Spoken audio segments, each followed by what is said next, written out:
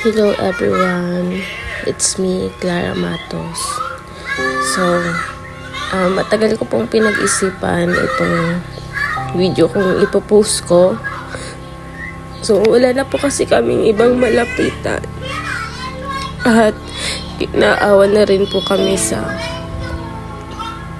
tiyo namin. Siya po yung kapatid ni Papa. May sakit po siyang gallstone.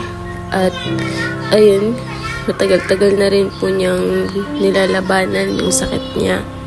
At hanggang sa dumating na po na sa punto na nagkaganyan na po yung mga hawak niya.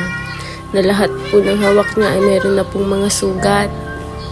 Ang problema po namin ngayon is kailangan po namin na makaipon ng 100k. Ang 100k po is para po sa gamot po na ituturok po sa tiyo ko. Yun po is para po sa sugat, para po mas madali pong gumaling. At kapag gumaling na po yung mga sugat niya, ay saka lang din po siya mauoperahan. Kailangan din po pala ng mga hinihinging laboratory sa tiyo ko, kaso mahal din daw po ito. Kaya humihingi po ako ng tulong sa inyo kasi wala na po kaming ibang malapitan.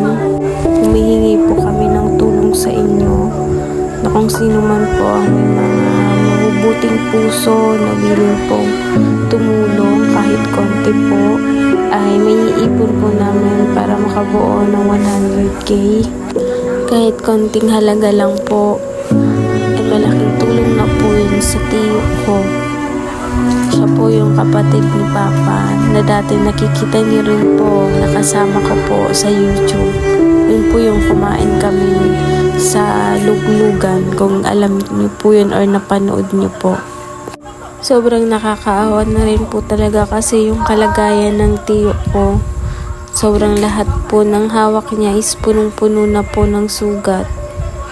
Sa mga nais pong tumulong, ilalagay ko po sa comment section yung GCash number and BDO account ko. Kasi yung sa GCash po ng anak niya ay hindi na po pwede kasi nahack po ng mga scammers. Kasi napost ko na rin po ito sa Facebook. Hindi pa po ngayon na-admit yung tiyo ko kasi kailangan po ng 100k para maturukan po siya yung sa sugat niya po. Pinaperma din po kasi sila ng waiver po, kaya hindi po na-admit si tiyo sa hospital. At ngayon ay nasa Manila po siya, doon po sa anak niya. Lahat po kaming pamilya ay nababahala po sa kalagayan ng tiyo ko. Pero wala po kaming magawa dahil wala po kaming sapat na pera para po sa kanya. Yung anak niya po ay nagtatrabaho din, pero nakapagbigay na rin po at naibili na rin po ng iba pang mga gamot, pero hindi po nagiging sapat at paubos na rin po ito. At meron din pong mga nilalagay dyan sa sugat niya, kaso mahal din daw po at paubos na rin po. Kaya nakikiusap po kami sa inyong lahat na kung sino man po ang may mga mabuting puso, please tulungan niyo po kami. Diyos na po ang bahala sa kabutihan niyo. Nakakahiyaman po na maghingi sa inyo ng tulong, pero kailangan po kasi no choice na po kami.